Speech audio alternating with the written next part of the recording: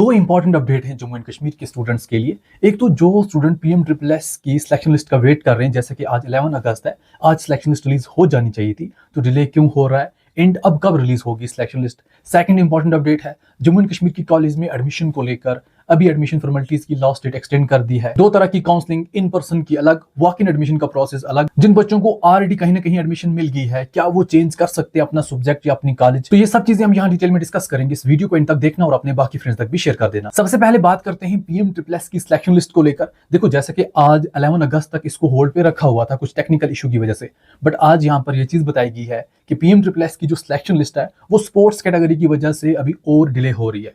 देखो, जितने बच्चे भी एज अ स्पोर्ट कैटेगरी में अपना अप्लाई करते हैं ना, फिर उस स्पोर्ट कैटेगरी को डायरेक्टली नहीं बोलते कि हाँ जी इनकी स्पोर्ट कैटेगरी है तो चलो जी इनको स्पोर्ट में रख दो। सबसे पहले सभी स्पोर्ट्स वालों की लिस्ट J&K स्पोर्ट काउंसिल के पास जाती है। वो वेरीफाई करते हैं कि इनके जो स्पोर्ट सर्टिफिकेट हैं जेन्युइन है या। तो इसी का PMSSS वाले वेट कर रहे हैं। जैसे ये लिस्ट इनके पास आ जाएगी उसके बाद सिलेक्शन लिस्ट रिलीज करेंगे, तो उसी के बाद नई डेट आ जाएगी कि कब आप कॉलेज ज्वाइन करोगे, कब क्या कुछ होगा। तो जैसे सिलेक्शन लिस्ट आएगी आपको अपडेट यहाँ पर मिल जाएगी। Second update Jammu and Kashmir की डिग्री कॉलेज में एडमिशन को लेकर, तो अभी यहाँ पर लास्ट डेट एक्सटेंड कर दी है। 12 अगस्त से लेकर 20 अगस्त तक अपनी एडमिशन फॉर्मेलिटीज कंप्लीट कर सकते हो।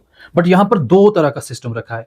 एक तो रखा है इन पर्सन काउंसलिंग। देखो, जो भी सब्जेक्ट्स, जो भी कॉलेज इस लिस्ट में मेंशन है, टोटल 22 कॉलेज है, और इन 22 कॉलेज में जो ये सब्जेक्ट मेंशन है, इनमें अगर आप एडमिशन लेना चाहते हो, अभी भी सीट्स अवेलेबल हैं, तो इसमें आपकी जो काउंसलिंग वगैरह है, सिलेक्शन है, वो इन पर्सन काउंसलिंग के हिसाब से होगी। किस तरीके से होगी, कौन एलिजिबल है, मैं आपको आगे बताऊंगा। उससे पहले सेकंड जो सिस्टम है वो है वॉक इन एडमिशन का। इन कॉलेज में इन सब्जेक्ट्स के अलावा बाकी जितनी भी और कॉलेज हैं, या इन कॉलेज में इन सब्जेक्ट के अलावा बाकी जितने भी सब्जेक्ट्स हैं, उनके लिए भी आप एडमिशन कर सकते हो। अगर सीट्स अवेलेबल हैं उसके लिए आपने डायरेक्टली कॉलेज ही विजिट करना है। आप जाओ कॉलेज में, आप देखो वहां पे वो सब्जेक्ट अवेलेबल है, फिर उसी हिसाब से आपने एडमिशन फॉर्मेलिटीज कंप्लीट करनी है। ये प्रोसेस 20 अगस्त तक चलता रहेगा। अब इस सभी प्रोसेस के लिए कौन से बच्चे एलिजिबल हैं? क्या जिन बच्चों ने ऑलरेडी एडमिशन ली है वो भी एलिजिबल हैं? तो जी हाँ, बिल्कुल। जिन बच्चों ने अभी तक एडमिशन नहीं ली है, रजिस्ट्रेशन नहीं की है, वो भी एलिजिबल हैं। 12 से 14 तक रजिस्ट्रेशन कर सकते हैं। और जिन बच्चों ने एडमिशन ली हुई है वो भी ये प्रोसेस कर सकते हैं। सिर्फ एक तरह के बच्चे एलिजिबल नहीं है, वो बच्चे जिन्होंने अपनी एडमिशन कैंसिल की हुई है। जब उनको कहीं ना कहीं एडमिशन मिल गई थी,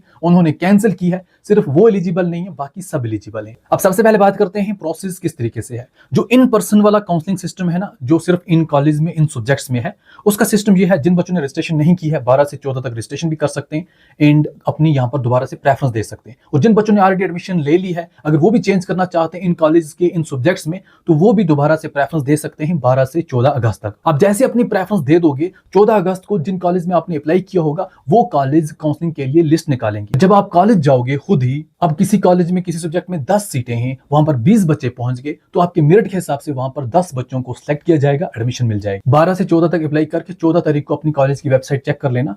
जब भी वो आपको बोलेंगे आ जाओ काउंसलिंग के लिए, तो आप चले जाना। अब जिन बच्चों ने ऑलरेडी एडमिशन की हुई है, जब वो काउंसलिंग अटेंड करेंगे, अगर उनको नया कॉलेज, नया सब्जेक्ट मिल गया, तो उनको नई फीस नहीं पे करनी है, पहले ही फीस इसमें एडजस्ट की जाएगी।